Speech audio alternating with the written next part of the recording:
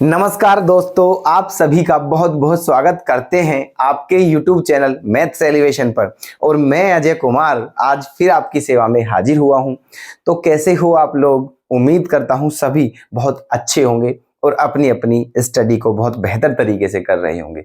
तो आ चुके हैं दोस्तों आपकी सेवा में लेकर के कुछ इंपॉर्टेंट मोस्ट इंपॉर्टेंट क्वेश्चंस। ठीक है, तो आप भी आ जाइए। और एक रिक्वेस्ट और है आपसे कि अगर आप हमारी वीडियो को पसंद करते हैं तो प्लीज़ दोस्तों हमारे चैनल को सब्सक्राइब कर लें और वीडियो को लाइक करें, शेयर करें और हमारा उत्साहवर्धन करते रहें दोस्तों, हमें मोटिवेट करते रहें। हमारा मोटिवेशन आपका सपोर्ट है दोस्तों। तो प्लीज़ आप सब हमें सपोर्ट करते रहिएगा ताकि हम आपके लिए और अधिक से अधिक मेहनत कर सकें। तो चलते हैं आज के अपने सेशन पर बिना टाइम गवाएं। देख लीजिएगा दोस्तों, क्वेश्चन आपके सामने लिखे हुए हैं, तो ट्राई करिएगा कि कैसे होंगे ये प्रश्न। ठीक है, हम बता रहे हैं। वैसे आज का प्रश्न क्या है हमारा? क्वेश्चन नंबर 16 एक्सरसाइज 7.4 देखो, इसका इंटीग्रेशन करना है। ठीक है, तो हमने क्या कहा था आपको दोस्तों कि कंसेप्ट समझने हैं आपको, कंसेप्ट। ठीक है, कहाँ टी मानना है, कहाँ फॉर्मूला पुट करना है, कहाँ परफेक्ट स्क्वायर करना है, ये सारी बातें। तो अब यहाँ आप देखिए क्या कर सकते हैं यहाँ पर। ठीक है, क्या अगर हम इसको टी मान लें तो ऊपर वाला आ जाएगा, है ना? ये सोच कर देखिए। तो जहां तक मैं समझ पा रहा हूं दोस्तों कि इस क्वेश्चन में आप टी मानकर इस क्वेश्चन को कर सकते हैं। ठीक है, तो मान लीजिए फिर। ठीक है, देखिएगा क्या माने, इसको क्या मानते हैं, सारा ये जो है ना, ये रूट के अंदर जो सारा है आप इसे टी मान लीजिए। ठीक है, कैसे? देखो, let 2x² plus x minus 3 equal to t. Okay, अब इसका डिफरेंशिएशन करिए तो 2x² का क्या हो जाएगा? 4x, x का क्या हो जाएगा? 1 और dx इक्वल टू dt। समझे? ये हो गया है। तो देखना, आपने डेनोमिनेटर को t माना था और न्यूमरेटर आ गया है। ठीक है, और यही हमें चाहिए होता है। ठीक है, तो देखिएगा अब तो बहुत इजी हो चुका है ये आपका क्वेश्चन। इंटीग्रेशन, ये इसके प्लेस पर क्या रख दोगे आप? dt। ठीक है, 1/√, और इसके प्लेस पे क्या? t। ये हो चुका है आपका। आगे क्या करें? ये क्या है? 1/√t। रूट टी का मतलब क्या होता है? t की पावर 1/2। तो इसे ऊपर ले आइए आप। तो जैसे ही इसे आप ऊपर लाओगे तो t की पावर क्या हो जाएगा? -1/2। ऐसे हो गया है। Okay, clear? चलिए अब इसका इंटीग्रेशन कर दीजिए। t की पावर -1/2 का इंटीग्रेशन क्या होगा? t की पावर 1/2 अपॉन 1/2 प्लस c। 2 जाएगा ऊपर और क्या बचेगा? t की पावर 1/2। और किसी की पावर 1/2 का मतलब क्या होता है? Under root. इसका मतलब क्या आ जाएगा? √t। तो 2√t प्लस c।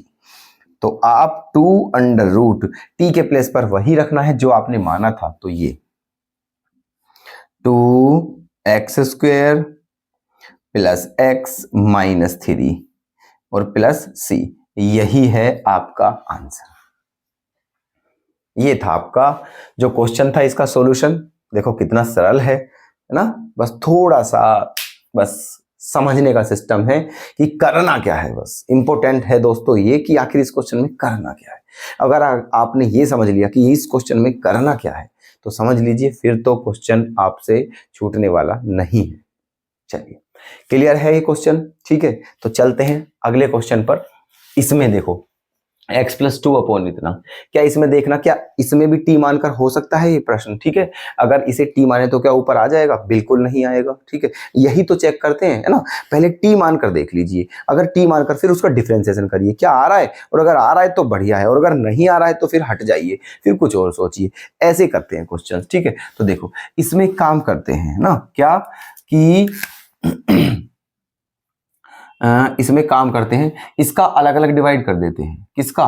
√x² - 1 का। x के बटे में अलग लिख लीजिए इसे, x अपॉन √x² - 1, ये अलग लिख लिया है dx। ठीक है, प्लस इस 2 के बटे में अलग लिख लीजिए इसे ऐसे 2/√x² -1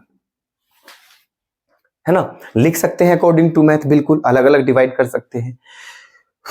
अब क्या करें यहां पर, है ना, देखो ये 2 तो कांस्टेंट है, इसे आप बाहर ले सकते हैं, तो यहां क्या बचेगा फिर 1।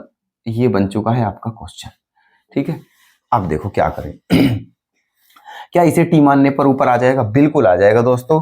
अगर आप इसे टी मानोगे तो टी मानने के बाद जब आप इसका डिफरेंशिएशन करते हो तो x² - 1 का डिफरेंशिएशन क्या होता है 2x, लेकिन हमारे पास क्या है x, 2 नहीं है, तो कोई बात नहीं, 2 तो हम ले आते हैं, 2 से मल्टीप्लाई कर दीजिए और 2 से क्या कर दीजिए डिवाइड, ऐसे। अब देखो अब तो आ जाएगा ना ये, ठीक है। अब टी मान लीजिए, केवल इस क्वेश्चन, केवल यहाँ इस पार्ट की बात कर रहे हैं हम, ये जो है दोस्तों इसको टी मानना है, ठीक है। Late x² - 1 equal to t, तो 2x into dx equal to dt, ये आ जाएगा। तो बचा क्या अब 1/2, ओके, और 2x इंटू dx के प्लेस पर क्या आ जाएगा dt, तो 1/√t इंटू dt, ये आ गया है।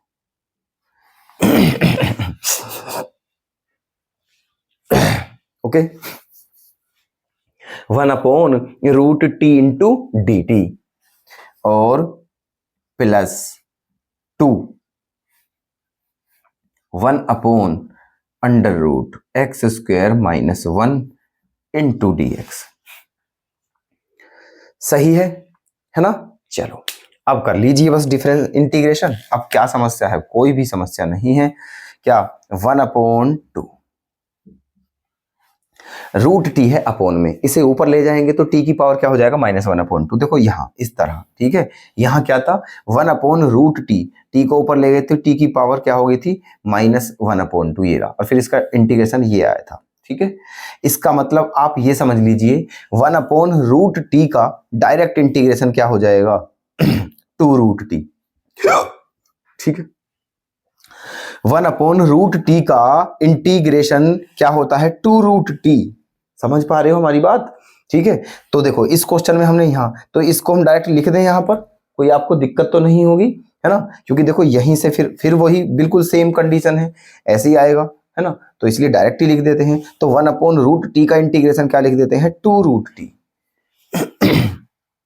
तो क्या हो जाए इसका 2√t प्लस 2 इंटू, यहां कैसे होगा इंटीग्रेशन, यहां तो सीधा फॉर्मूला बन रहा है, कौन सा 1/√x² - a²।